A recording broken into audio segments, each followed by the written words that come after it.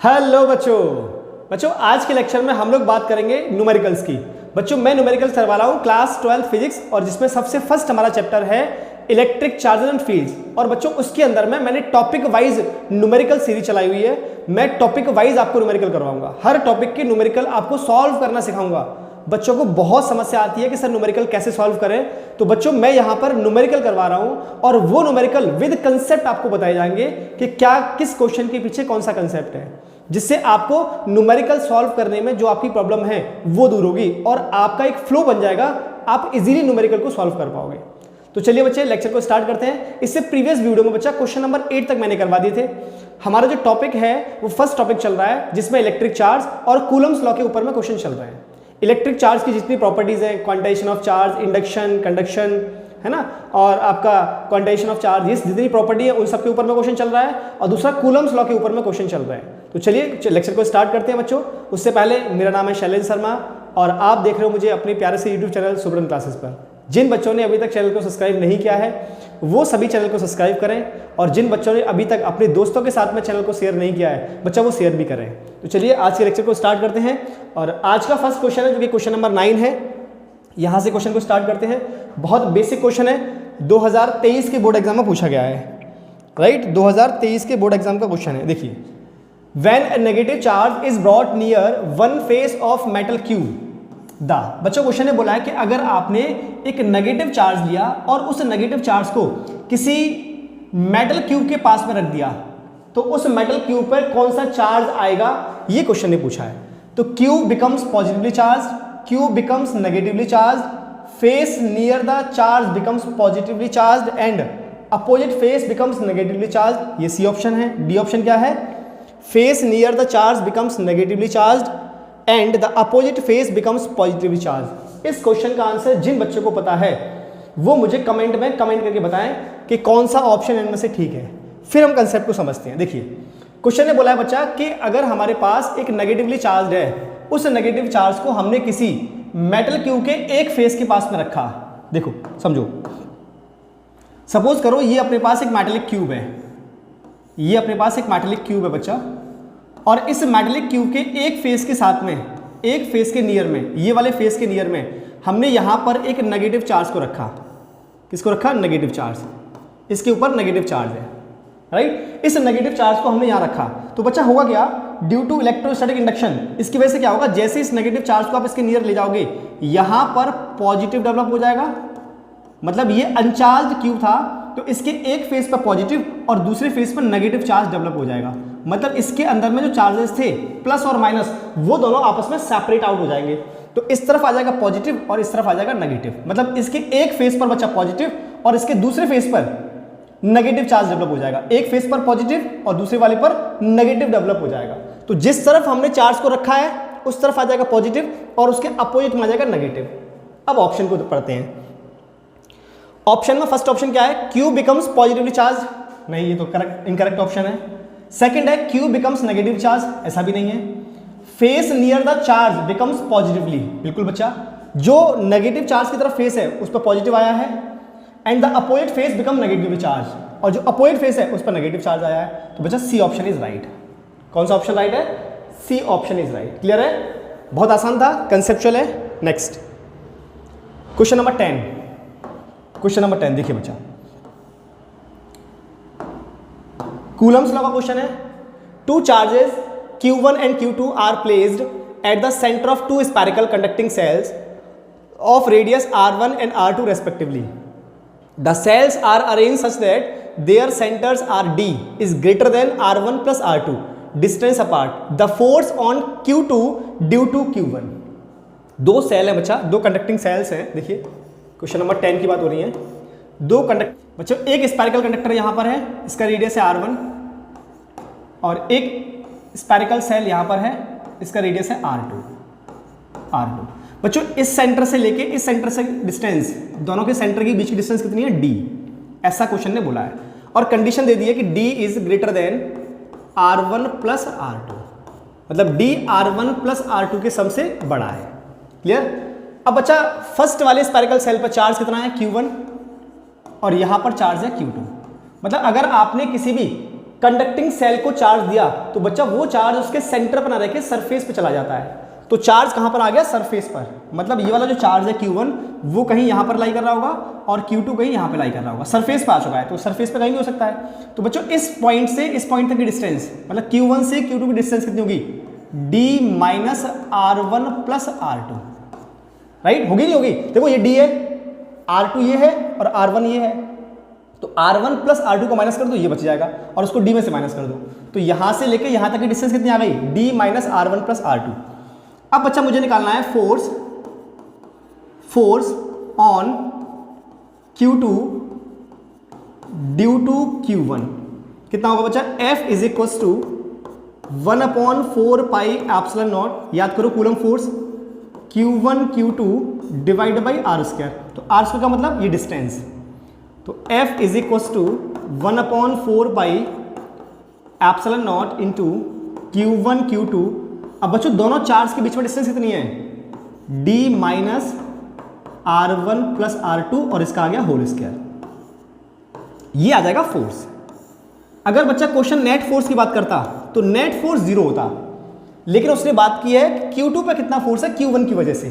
Q2 वाले spherical conductor पे कितना फोर्स है? Q1 की वजह से। तो कितना होगा? 1/4 pi epsilon naught into Q1 Q2 divide by D minus R1 plus R2 का होल स्क्वायर। तो कौन सा ऑप्शन मैच कर रहा है देख लीजिए एक बार, डी ऑप्शन मैच कर रहा है बच्चा, so D option is right. Clear है? D option is right. Next question number 11 theory वाला क्वेश्चन है। क्वेश्चन ने बोला है state Coulomb's law in electrostatic and write it in vector form for 2 charges. तो बच्चा पहले बात करते हैं कूलम्स लॉ की। क्वेश्चन नंबर 11 फर्स्ट हम लोग बात करेंगे कूलम्स लॉ की। कूलम्स लॉ बच्चों, कूलम्स लॉ को मैं मैथमेटिकली डिफाइन करता हूं। देखिए कूलम्स लॉ क्या बोलता है कि अगर हमारे पास 2 चार्ज पार्टिकल हैं, एक Q1 और दूसरा Q2, और ये कुछ सेपरेशन पर रखे गए हैं, दैट इज R, इनके बीच में कितना डिस्टेंस है? R डिस्टेंस है। तो अगर 2 चार्ज पार्टिकल हैं Q1 और Q2, उनके बीच में सेपरेशन है R, तो इन दोनों के बीच में लगने वाला फोर्स ऑफ अट्रैक्शन या रिपल्सन वो डायरेक्टली प्रोपोर्शनल होगा इन दोनों चार्ज के प्रोडक्ट के, और इनवर्सली प्रोपोर्शनल होगा इनके बीच की डिस्टेंस के उस करके। मतलब अगर मैथमेटिकली लिखा जाए तो F is directly proportional to product of charges Q1 into Q2 and F is inversely proportional to square of distance between them। अगर बच्चों इन दोनों को कंबाइन करें तो force is directly proportional to Q1 Q2 by R square. इस proportionality के sign को हटाओ और प्रोपोर्शनलिटी का साइन हटाने के बाद एक कांस्टेंट लगेगा और ये बन जाएगा बच्चा F is equal to 1/4 pi epsilon naught into Q1 Q2 by R square. This is the Coulomb's force. इसको मैंने मैथमेटिकली डिफाइन कर दिया है। अगर आप वर्ड्स में डिफाइन करना चाहोगे तो कैसे लिखोगे कि द फोर्स ऑफ अट्रैक्शन और repulsion between 2 charges is directly proportional to the product of their charges and inversely proportional to the square distance between them. Clear? अब आते हैं इसके वेक्टर फॉर्म पर। अब बच्चा बात करते हैं इसके वेक्टर फॉर्म की। क्वेश्चन हमसे ये पूछा है कि right it in vector form, मतलब जो हमारे पास कूलम फोर्स का फॉर्मूला आया है इसको केवल वेक्टर फॉर्म में आपको लिखना है।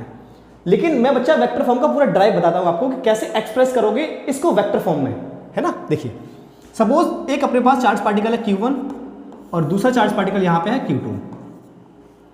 सपोज करो बच्चा वेक्टर फॉर्म अगर मुझे लिखना है तो ये Q1 charge particle Q2 charge particle पर अपनी लाइन जर्नी में फोर्स लगा रहा होगा इस तरफ, और बच्चों मैंने इसको नाम दिया F21। F21 का मतलब क्या है? Force on 2 due to 1। Similarly Q2 ने भी Q1 पर फोर्स लगाया इस डायरेक्शन में, क्या नाम होगा? F12। दोनों बच्चा सेम नेचर के चार्ज हैं तो फोर्स कैसा? रिपल्सिव, इसलिए इधर और इधर लगवाया मैंने। अच्छा यहां से यहां तक की डिस्टेंस इधर मेजर करेंगे, इसको नाम दीजिए बच्चा R12 R कैप। यहां से यहां तक की डिस्टेंस को मैंने इधर मेजर किया R दैट इज 21 R21, ये R कैप आ जाएगा। क्लियर है? अब बच्चा मुझे लिखना है force 12 vector is equal to 1/4 pi epsilon naught into Q1 Q2 by R square. ये तो हो गया बच्चा मैग्नीट्यूड। अब अगर इसका मुझे वेक्टर फॉर्म लिखना है तो इसमें डायरेक्शन का मल्टीप्लाई करना होगा। तो डायरेक्शन का मल्टीप्लाई, डायरेक्शन कौन दिखा रहा है? डिस्टेंस। तो बच्चा R, अब कौन सी डिस्टेंस? F12 की डायरेक्शन किधर है? इस तरफ। तो इस तरफ कौन सी डायरेक्शन आ गई डिस्टेंस की? R21। तो R21 कैप, ये बन गया बच्चा इसका वेक्टर फॉर्म। अगर R21 कैप इसको भी आप लिखना चाहते हो वेक्टर में तो आप कैसे लिखोगे R21, ये होता है यूनिट वेक्टर। क्या होता है बच्चा? Unit vector. यूनिट वेक्टर को कैसे लिखते हैं? उसी के वेक्टर में उसी के मैग्नीट्यूड का डिवाइड।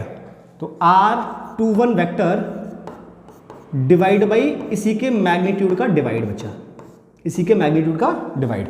इसकी वैल्यू यहां पुट कर देते हैं, तो ये बन जाएगा F21 vector is equal to 1/4 pi epsilon naught into Q1 Q2 by RQ into R21 vector.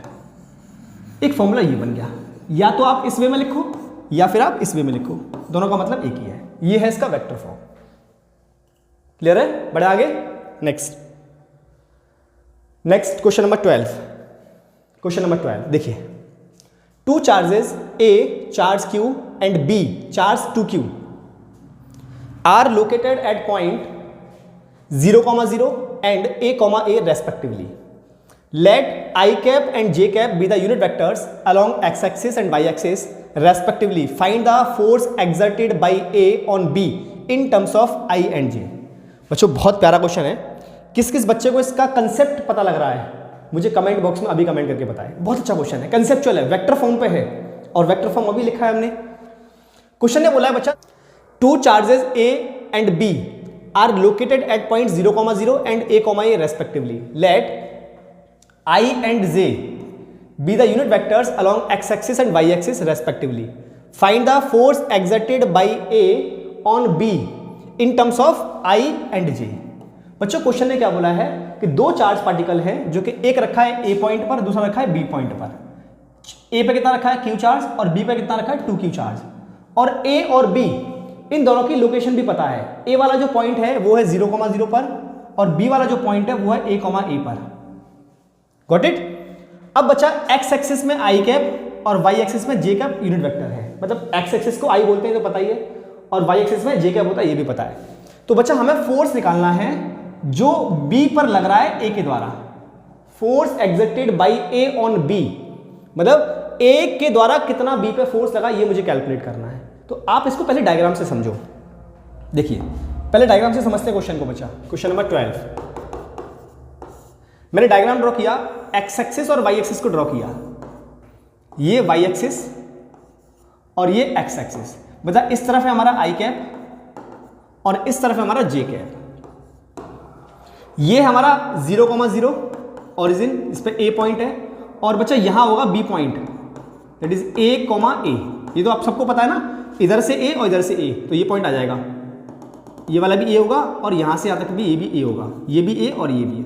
तो बच्चा पहले इन दोनों पॉइंट के बीच की डिस्टेंस निकालते हैं। A और B की डिस्टेंस कितनी होगी? इसको बच्चा मैंने नाम दे दिया R वेक्टर, R नाम दे दिया R वेक्टर। तो पहले हमें R वेक्टर को लिखना है। R वेक्टर कितना होगा? तो R वेक्टर कितना होगा बच्चा?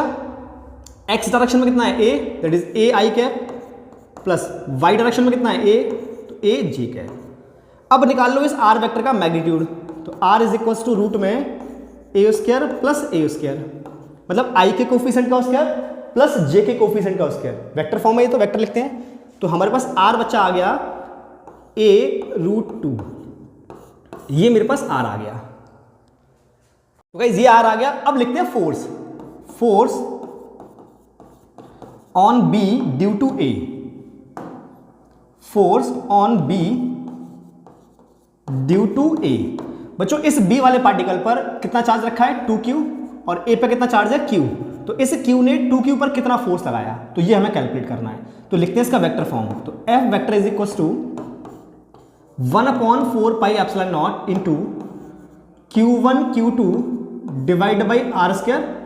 ये तो हो गया बच्चा मैग्नीट्यूड, और इसमें अगर मैं यूनिट वेक्टर का मल्टीप्लाई कर दूं तो बन जाएगा डायरेक्शन। तो R कैप का मल्टीप्लाई कर दूं, R कैप, राइट। अब देखिए F vector is equal to 1/4 pi epsilon naught into Q1 Q2 divide by बच्चा RQ इंटू R वेक्टर लिख दे, कोई दिक्कत है?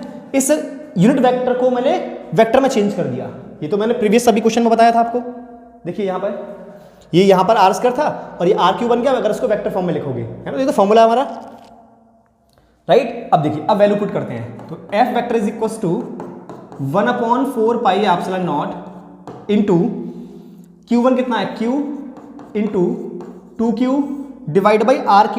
बच्चा आर कितना आ गया है, that is a√2 into A और इसका whole cube into R vector. बच्चा आर वेक्टर कितना है, ए आई प्लस ए जे, ए आई प्लस ए जे, ये हमारा आर वेक्टर दिया हुआ है, राइट। इसको सॉल्व करें जरा, तो F vector is equal to 1/4 pi epsilon naught into 2q² divide by, बच्चों √2 का क्यू ये हो जाएगा 2√2 इंटू ए क्यूब इंटू, बच्चों यहां से ए कॉमन ले लो, ये बाहर आ गया, ये बन जाएगा आई कैप प्लस जे कैप।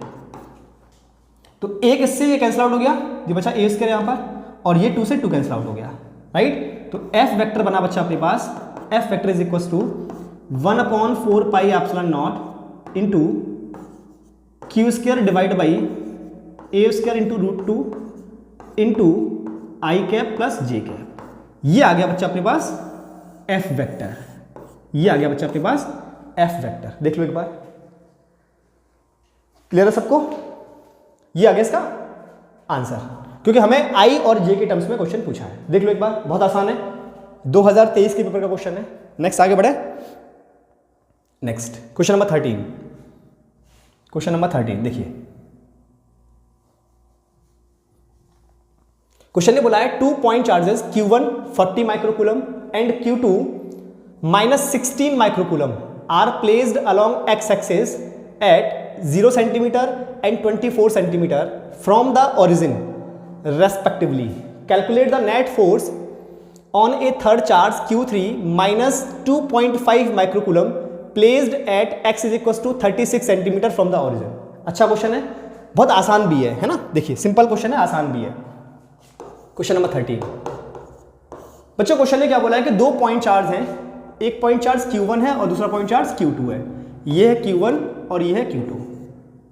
बच्चों जो Q1 है वो 0 डिस्टेंस पर है और जो Q2 है वो 24 पर है। इसका मतलब Q1 से Q2 की जो डिस्टेंस है वो 24 सेंटीमीटर है, राइट। यहां पर चार्ज कितना है Q1 और यहां पर चार्ज कितना है Q2।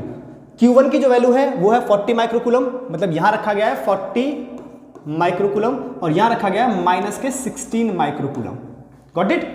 अब क्वेश्चन ने बोला है कि calculate the net force on a third charge Q3 which is placed at 36 centimetre, मतलब ओरिजिन से, ये ओरिजिन है, यहां से 36 सेंटीमीटर पर एक चार्ज और रखा है Q3, यहां पर Q3 चार्ज रखा है जो कि यहां से ओरिजिन से 36 सेंटीमीटर पर है। ओरिजिन से कितना है 36, मतलब Q2 से जो डिस्टेंस हो गई बच्चा वो हो गई 12 सेंटीमीटर और Q3 कितना है -2.5 माइक्रोकूलम। तो हमें Q3 पर नेट फोर्स कैलकुलेट करना है। तो बच्चों according to superposition principle Q3 पर Q1 भी फोर्स लगा रहा होगा और Q3 पर Q2 भी फोर्स लगा रहा होगा। अब देखते हैं कि कौन रिपल्सिव फोर्स लगा रहा है और कौन अट्रैक्टिव फोर्स लगा रहा है। वो किससे पता लगेगा, चार्ज के नेचर से। तो देखिए Q3 पर जो चार्ज है वो नेगेटिव चार्ज है, तो बच्चा Q1 पॉजिटिव है, ये नेगेटिव है, फोर्स कैसा, अट्रैक्टिव वाला, इस तरह फोर्स लग रहा होगा जिसको मैंने नाम दिया F1।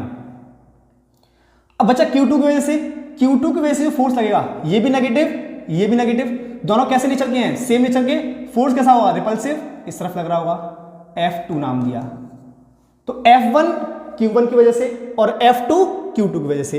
अब दोनों फोर्स को कैलकुलेट करते हैं और दोनों फोर्स कैलकुलेट करने के बाद फिर नेट फोर्स निकाल लेंगे, राइट। तो देखिए पहले मैं F1 कैलकुलेट करता हूं, F1 is equal to 1/4 pi epsilon naught into Q1 Q2 divide by, F1 किसकी वजह से बच्चा Q3 पर लगा रहे हैं ना, तो Q1 Q3 और यहां से यहां तक की डिस्टेंस R1 स्क्वायर बोल दिया मैंने, इसको कितना बोल दिया, R1 स्क्वायर।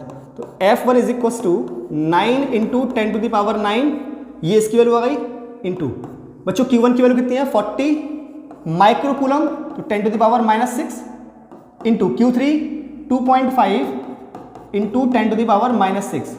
बच्चों आप ये मत कहना सर आपने माइनस क्यों नहीं लिया, है ना। जब भी हम फोर्स कैलकुलेट करते हैं, इलेक्ट्रिक फील्ड कैलकुलेट करते हैं, चार्ज का केवल मैग्नीट्यूड रखते हैं, माइनस को नहीं रखते। जब हम पोटेंशियल कैलकुलेट करेंगे, वर्क डन कैलकुलेट करेंगे, तो चार्ज को माइनस के साथ लेंगे। डिवाइड बाई डिस्टेंस, बच्चों Q1 से Q3 तक की डिस्टेंस कितनी है 36, तो 36 का स्क्वायर, तो 36 इंटू 36 और बच्चों सेंटीमीटर में है, तो into 10 to the power -2 into 10 to the power -2। 2 बार क्यों लिखा? क्योंकि स्क्वायर है। क्लियर है? अब देखिए 9 4 जा 36, 4 से कैंसिल आउट करो 10 टाइम्स। क्लियर? अब देखो कितना आया, F1 is equal to 10 into 2.5 that is 25 into 10 की पावर 9 माइनस -6 -12 और ये कितना हो जाएगा -4, ऊपर जाएगा तो प्लस का 4 डिवाइड बाई 36, डिवाइड बाई 36। मतलब ये बन गया F1 is equal to 250 divide by 36। 250 कैसे आ गया? क्योंकि यहां केवल 10 बचेगा। क्या बचेगा? 10 बचेगा। तो 250 डिवाइड बाई 36, और बच्चों 250 डिवाइड बाई 36 करोगे तो ये कितना आ जाएगा 6.9 न्यूटन। 6.9 न्यूटन ये आ गया F1। अब निकालते हैं F2। अब करते हैं बच्चा F2 calculate, which is equal to 1/4 pi epsilon naught. अब दो चार्ज, कौन से चार्ज हैं? Q2 और Q3, Q2 इंटू Q3। और बच्चों इनके बीच के डिस्टेंस, इसको नाम दे दिया मैंने R2 स्क्वायर। ठीक, वैल्यू पुट करो यहां भी।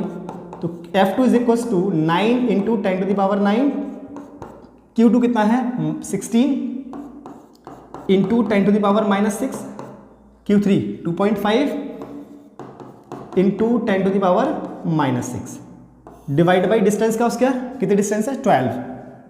तो 12 into 10 to the power -2 into 12 into 10 to the power, ऐसा क्यों किया? क्योंकि होल स्क्वायर है ना। अब देखो कैंसिल आउट करें जरा, 3 से कैंसिल आउट करो, 3 3 जा 9 और 3 4 जा 12। 4 से कैंसिल आउट करो, 4 4 जा 16। अब इससे कैंसिल आउट करें, 3 4 जा 12 और ये 4 से गया 4, कैंसिल आउट हो गया। मतलब क्या बचा? केवल 2.5। तो F2 is equal to 2.5 into 10 to the power 9 -12 और प्लस के 4। तो बच्चों ये आ जाएगा F2 is equal to 25 Newton. ये आ गया F2। और यहां से F1 अपने पास कितना आया था? 6.9। अब बच्चा मुझे निकालना है नेट फोर्स, मुझे कैलकुलेट करना है नेट फोर्स, है ना। नेट फोर्स मुझे कैलकुलेट करना है, net force on Q3, net force on Q3। बच्चा F2 ज्यादा है और F1 कम है, तो नेट फोर्स निकालने के लिए F नेट ज्यादा वाले में से कम को माइनस कर दो, तो F2 minus F1, F2 minus F1। F2 कितना है? 25 माइनस 6.9। तो 25 माइनस 6.9, 25 माइनस 6.9 कितना हो जाएगा गाइस? 18.1। तो ये आ गया 18.1 न्यूटन। ये देख लीजिए, आसान क्वेश्चन था। ये आ गया हमारा net force. This is the answer. Clear है? देख लो एक बार, आसान है बिल्कुल, क्वेश्चन बहुत आसान है, बस कंसेप्चुअल है ना, फोर्स लगाना है हमें। चलिए नेक्स्ट बढ़े आगे।